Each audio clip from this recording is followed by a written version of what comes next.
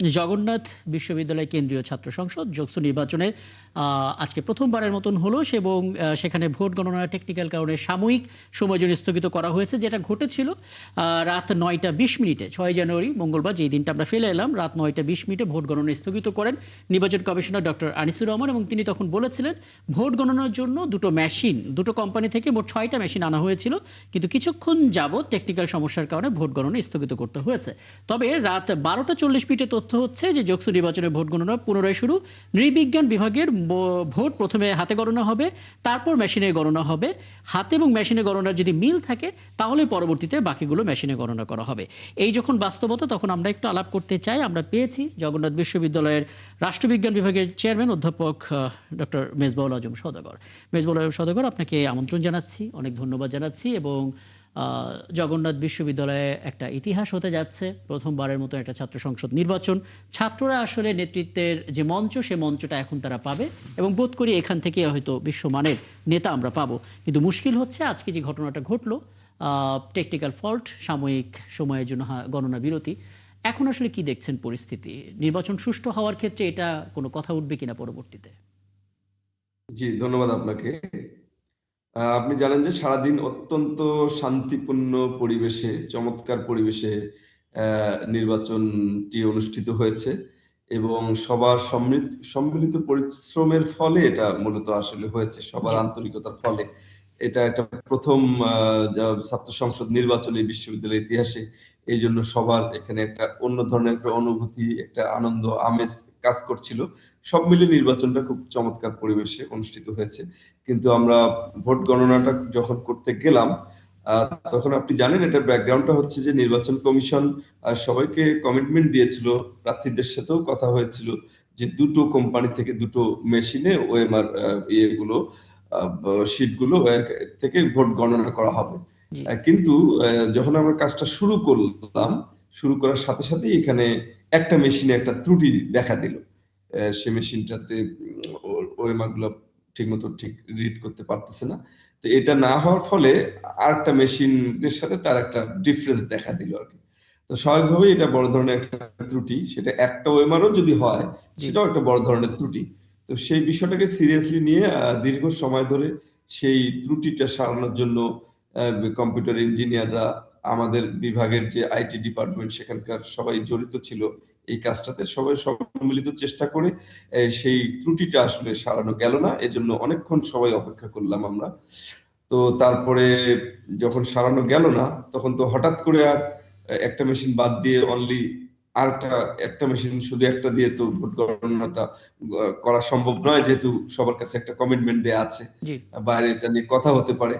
এই জন্য এটা অধিকতর স্বচ্ছতা এনশিওর করার জন্য তখন নির্বাচন কমিশন আমাদের প্রার্থী যারা আছে, প্রার্থীদের যারা ভিপি এবং জিএস এবং আরো অন্য কয়েকজন যারা স্টেক হোল্ডার আছে, তাদের সবার সাথে একটা উপাচার্যের কনফারেন্স কক্ষে একটি মিটিং অনুষ্ঠিত হয়।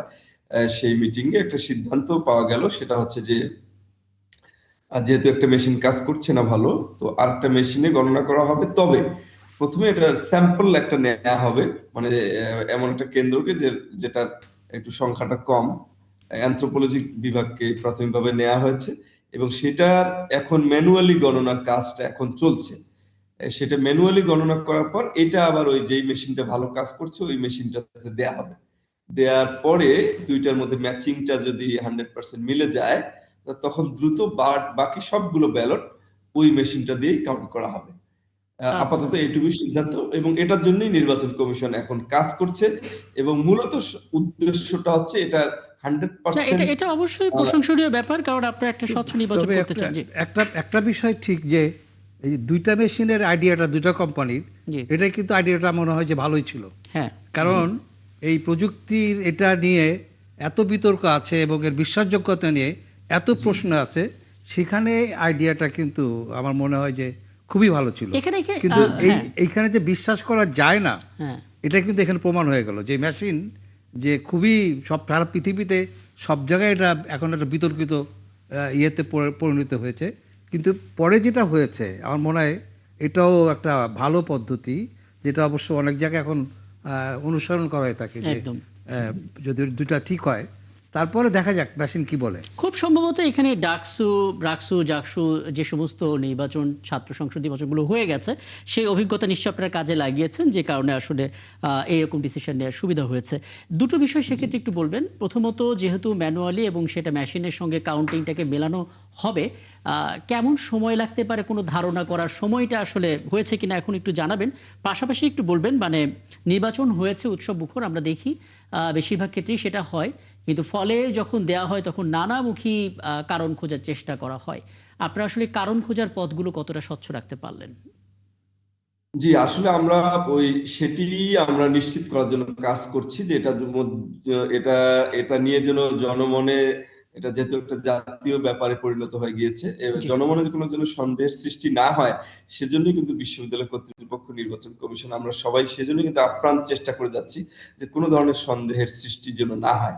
জি, সেটাই নিশ্চিত করার জন্য কিন্তু আসলে কাজটা করা হচ্ছে। আর সময়ের কথাটা আপনি যেটি বললেন, আমি ইঞ্জিনিয়ারদের সাথে কথা বলে যতটুকু জানলাম যে যদি এটাকে মেশিনে কাউন্ট করা হয়, তাহলে মেশিনে প্রত্যেকটা কেন্দ্রে 20 মিনিটের বেশি লাগার কথা না, কারণ মেশিনটা খুব দ্রুত কাজ করে আর কি, মানে আচ্ছা, 1 মিনিটে অনেকগুলো ওএমআর সে রিড করতে পারে আর কি। হ্যাঁ, আচ্ছা, তো তারা প্রাথমিকভাবে আমাকে প্রাথমিক আলাপে আমি জেনেছি তাদের কাছে যে একটা কেন্দ্রের জন্য 20 মিনিট সময় লাগতে পারে।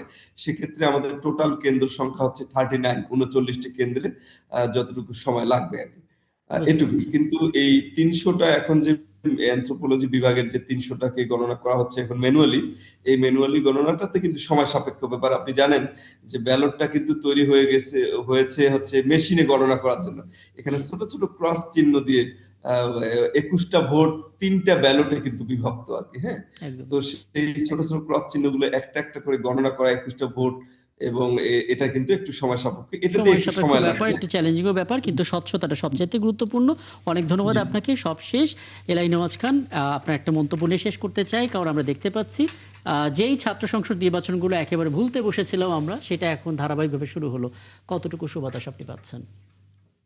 আমি মনে করি যে এটা অত্যন্ত ভালো উদ্যোগ, এবং বহু বছর ধরে না হওয়াতে আমরা অতীতে দেখেছি যে এই সব ছাত্র সংসদ থেকে জাতীয় নেতাগুলি এসছে। হ্যাঁ, হ্যাঁ, দীর্ঘদিন এই সব ছাত্র সংসদ নির্বাচন না হওয়াতে জাতীয় ক্ষেত্রে নেতৃত্বের কিন্তু অভাব আমরা প্রচণ্ডভাবে অনুভব করছি। একদম।